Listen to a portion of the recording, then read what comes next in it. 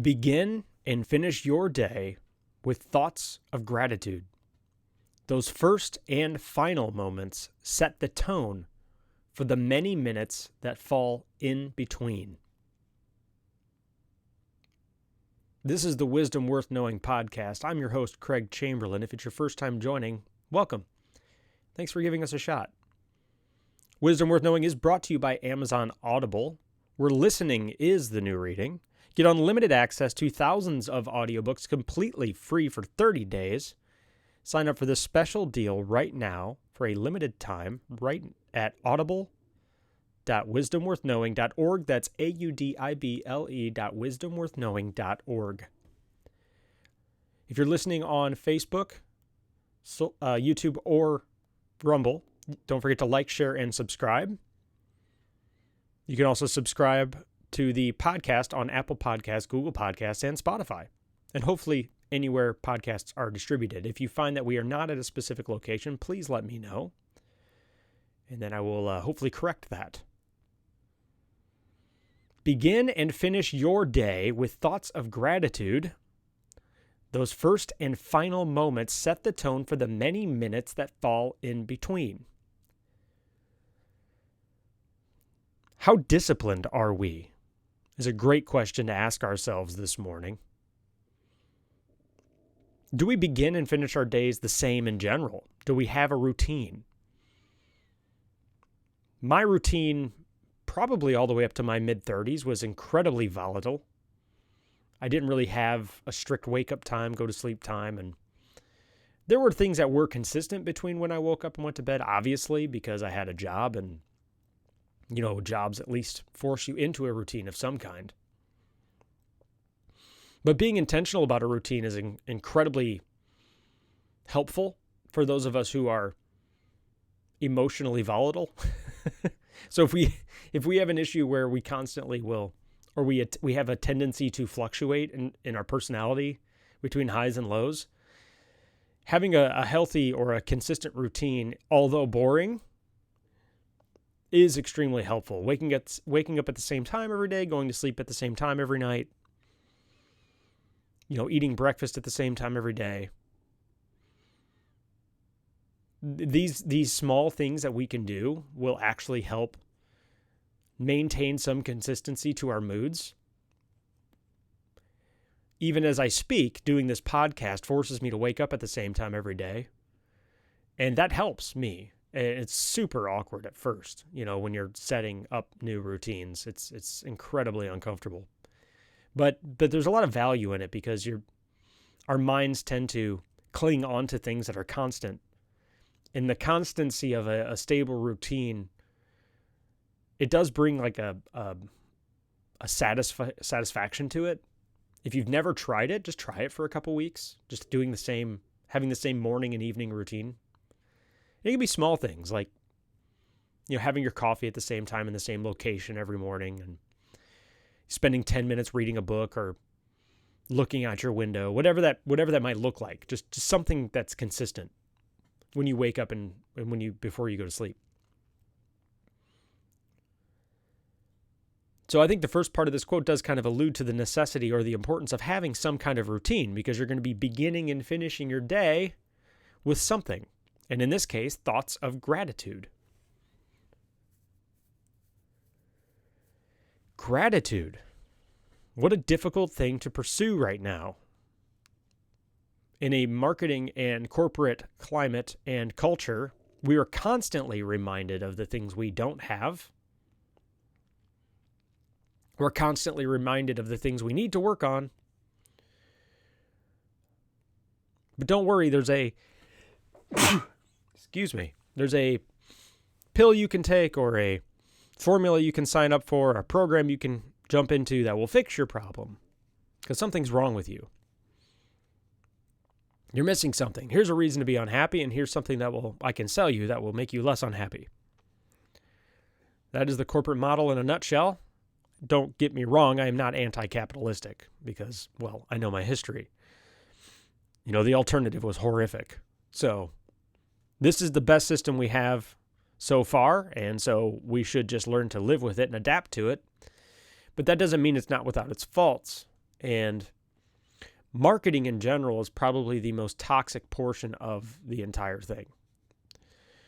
Marketing, in a sense, is the art of reminding you of why you should be unhappy and then selling you on something that will make you happy. And so if we're not careful and we don't protect ourselves from this, it can be very easy to be unhappy, especially if we spend an immense amount of time sitting in front of our screens, which I'm a tech guy, so I do. It's very easy to compare because we are human creatures. I talk about this regular on the show. We are part of the human race. So when we see other humans doing things, any kinds of things, we compare ourselves to those other humans because we're humans. And so this contrast we make in our minds, of which we put ourselves side by side next to other people, generally are shallow. We don't understand all of the context, naturally, that has led to that point for that human. We also don't really know how much that particular thing we are viewing has been edited, which editing is a huge part of especially social media culture. So it's very difficult to be grateful for the things we have because we are constantly reminded of the things we don't have. And that's why I think this quote is valuable in a lot of ways, because it says to begin and finish your day with thoughts of gratitude. In other words, when you're inundated on day in and day out with messages of how you should be unhappy, it's extremely important you have some kind of a gratitude list where you sit down and you literally write down the basic things that you can be grateful for. It could be, I have my health. If you don't have that, it could be, I have a job. If you don't have that, it could be, I have someone who loves me. If you don't have that, it could be, I have an animal that I love, something close to me. I'm smart. I have a good sense of humor. Just anything, literally anything that you value. It's called a gratitude list. And these things you just can write down on a yellow piece of paper, on a notepad. You can type it into your phone on your notes app. And every time you start to feel dissatisfied, it's a good thing to bring that back up and remind yourself of how lucky and blessed you are. Because in most of our cases, we are incredibly blessed and lucky and fortunate. And if that doesn't work for you, and it seems like your entire life is miserable and horrific, you may need to look to the past. I don't think I fully appreciated what I had until I had a point of comparison. And when you're constantly reminded in a culture of where you stand against other humans today, there are limitless things to be disappointed and ungrateful for. But if you go back 10, 20, 50, 100, 200 years, it will be shocking how good you have it. And so I think a big component of this lack of gratitude is a fundamental misunderstanding of our history. Actually, one great book on the subject is The Right Side of History. That's somewhat political, though. But if you just pick up a basic history book and you read the history of the United States alone, or basically the history of the human race, you don't have to go back that far to really see how much better you have it than people before you. So if you're having trouble putting things on that gratitude list and you're like, man, I don't have anything to be grateful for, then it may be time for you to start reading some history, because history is I get it, especially when you're younger, it's incredibly boring because you're like, who cares what happened to people 100 years ago? But I think it's important to know where we came from and to realize the sacrifices people made before us for us to get here. People literally stormed the beach and died, in their 20s for freedom. People still go overseas and die to protect freedom.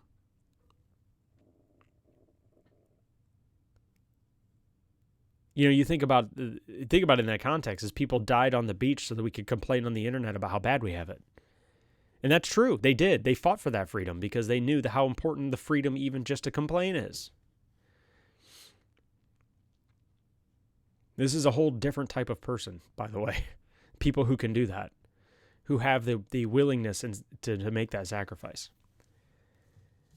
Before we move into the next part of that quote, Wisdom Worth Knowing is brought to you by Amazon Audible, where listening is the new reading. If you're like me and you love reading, but don't have the time, then Audible audiobooks may be the perfect solution for you. You can pop in your earbuds and discover that next exciting adventure, or expand your knowledge from any PC, Mac, Android, Alexa, or Apple device.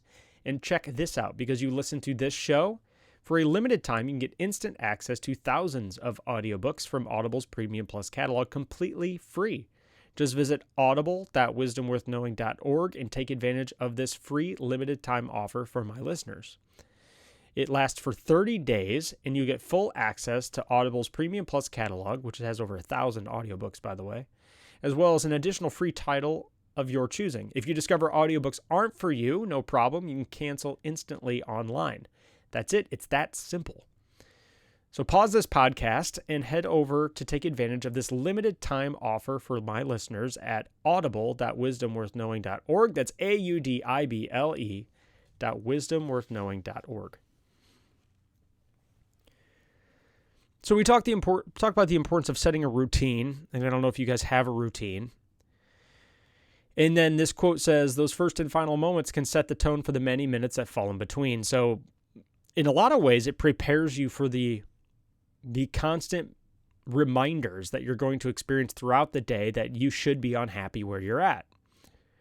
And so we can almost guard ourselves against unhappiness and dissatisfaction by reminding ourselves every morning and every evening of what we should be grateful for.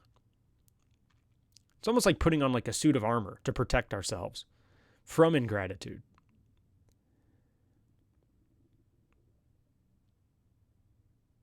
On the subject of gratitude, I've found myself at various times of my lifetime very, very much struggling with this. And it's especially hard to struggle with gratitude when you are going through an existing hardship. That's when gratitude is most difficult to grasp. Because when you're at a low point, the corporate setup, if we're at a point of low self-esteem or low motivation, and then you see people at their best, whether it's on the internet or wherever you might be, it's almost like a beat you while you're down feeling, and I get that. It's never a fun place to be. And that's another thing to be aware of is if we are at a dark point in our lives, we need to be careful with the information that we consume, because we can feel like the world is beating us while we're down. And there is a crushing weight there. You're like, man, I'm really having a hard time at it. And there's nothing quite like flipping open your phone and then looking at it and then somebody saying, you suck right now, don't you? Just give me $400 and I'll fix how much you suck. Oh, thanks. I appreciate that. Now, I don't think their intentions are always that bad, right? They don't intend to exploit people's weaknesses. And in a lot of ways, a lot of people are selling real solutions to real problems, and that's why they make money doing what they do. So it's not all snake oil. But when you're in a vulnerable position or a vulnerable or fragile season of your life, then we should be careful about the information we consume, because if we aren't, then that can cause us to spiral. And I don't know if you've ever been through a spiral. That's when you get in this negative feedback loop where you're constantly reinforcing your negative thinking. And then that can cause us just to kind of spiral out of control, spiral downward. And that's not good, right? It makes it harder. Like the deeper we get into that spiral, the harder it is to dig ourselves out of it. If I were to visualize an actual image of this happening, it's somebody digging their own ditch and, stop digging. sometimes the best thing you can do. The quickest way out of the ditch is to stop digging it deeper. And another trap there is the pity party, right? Because pity parties feel really good. Like feeling sorry for ourselves, we wouldn't do it if it didn't feel good. I know it's like kind of a weird sickness we have and tendency we have is that when we are in a bad season, it's so easy to play the victim and the victim card and to throw ourselves into this emotional tirade of the whole world is against me and there's nothing I can do about it. Poor me. It feels really good to get into to have that mentality. And I think that's why it's appealing to all of us. And I've been through certain parts of my life in which I've thrown those pity parties myself. The downside of the pity party is that, first of all, nobody likes listening to somebody talk about how bad they have it. So socially, it's not good for you and your relationships because people have their own problems and they don't want to hear you sit around and listen to you complain about yourself all the time. Of course, if you have a close friendship, I literally have one of my closest friendships is built on complaining, but we're more sarcastic about it. So it's less of a pity party and more of a railing against reality or the people, railing against people. But anyways, it's not good for our relationships in general to complain all the time, especially if we're just feeling sorry for ourselves. So there's that downside to the pity party thing. And then the other thing is if those lies of how bad we think we have it become entrenched, then there's very little we will be able to do to dig ourselves back out of it. If we start to see the world through a lens of it happening to us rather than us being able to learn to overcome things that happen to us, in other words, if we get caught in the trap of perpetual victimhood, we become ineffective humans. We just do. If we've conceded that there's nothing we can do to change anything in our lives because our lives happen to us on every level, then we've stripped away all of our power to make any changes or positive momentum in our lives. We just have. We've stripped away all of our ability and power to overcome any adversity. That's a deep, deep problem and dangerous place to be. Because then it becomes self-fulfilling, right? So you become powerless because of the way you've trained your mind. And then because you've become powerless, the world does continue to spin. The world continues to move on, whether you've embraced your corner of it or not. And so guess what's going to happen next? More bad things.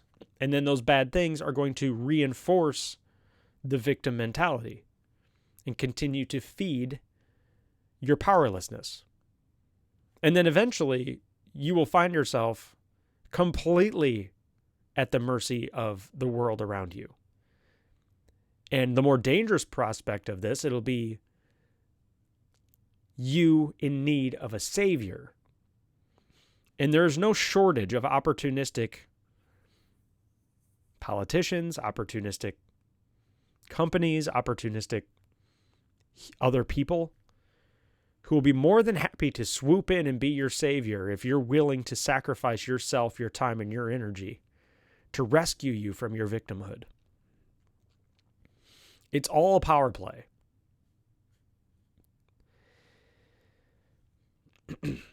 So do not fall into that trap. There is a solution to this, and it is gratitude. Gratitude is the cornerstone of escaping a lot of this. Not only that, but I would argue that gratitude is the cornerstone of any amount of happiness and joy you're going to have in your life. If we do not master this ability to find the things, the silver linings in our life that we can be grateful for, we will find ourselves in a state of perpetual powerlessness. Because we will be at the mercy of the constant reminders of how miserable and unhappy we should be. And what we should say to those messages is, no, I've got it pretty good because of this. No, you're wrong. I'm not a victim because of this. No, you're wrong. I'm not ugly or unhappy or miserable or worthless because I have these things to be grateful for. I have been at my happiest not when I've had nice things, not when I've had the perfect job, not when I've had the perfect partner, not when I've had the perfect kids. I have been at my happiest when I've been the most grateful for what I have. And I don't know if this is true for you or not. And it's very elusive. Joy and happiness are so elusive. You might even only have them for moments. And then something sneaks in that just strips it away. It's really frustrating. It just is. It's really frustrating to have our happiness and joy completely robbed from us by the reminders that we should not be happy or have joy. If gratitude isn't the cornerstone, it is at least a cornerstone for a healthy outlook and a happy life.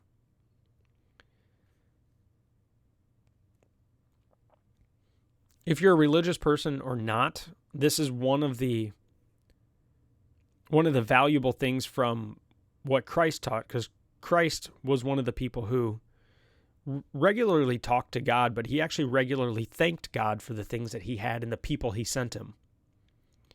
And there was this real intimacy of, he never had anything. Like, he had no wealth. The dude was poor. He wore probably the same clothes a lot. Walked around in sandals. But there was no shortage of gratitude for the people he was surrounded with. Of course, there were times in which he wasn't, but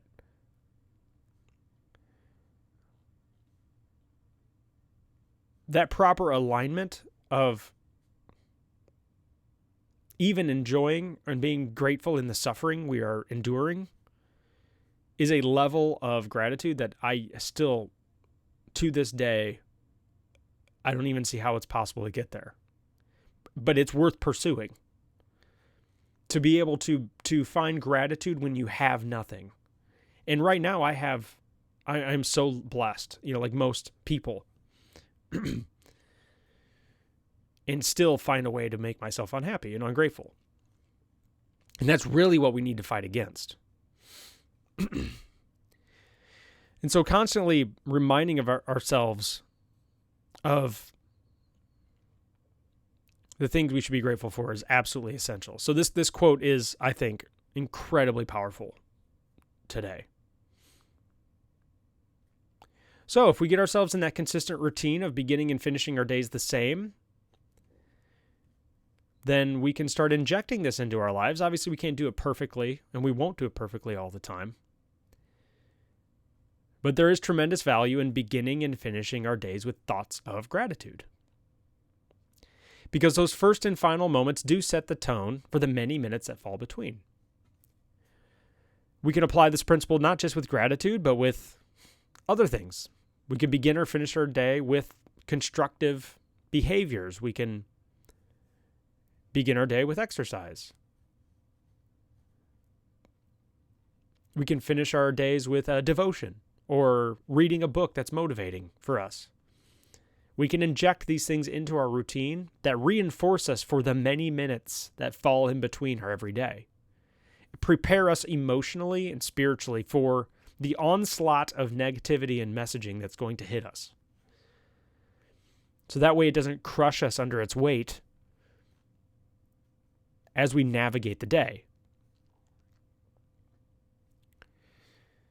Very difficult. I work in customer service, so I fall subject to this a lot. If I don't prepare myself emotionally for the onslaught of phone calls, angry customers, disappointed that they didn't get what they needed or what they got didn't work, or if I don't prepare myself for that onslaught at the beginning of the day, then my day will spiral out of control very, very quickly.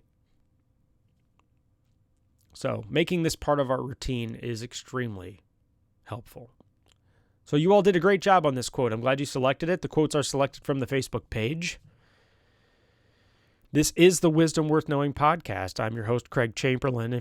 Don't forget to like, share, and subscribe on your favorite social network. We are on Facebook, YouTube, and Rumble. That helps the show grow, helps feed the algorithms, I like to say. You can also subscribe on Apple Podcasts, Google Podcasts, and Spotify. You should also be able to subscribe anywhere podcasts are distributed. If not, let me know. That way I can make sure we get distributed on those networks.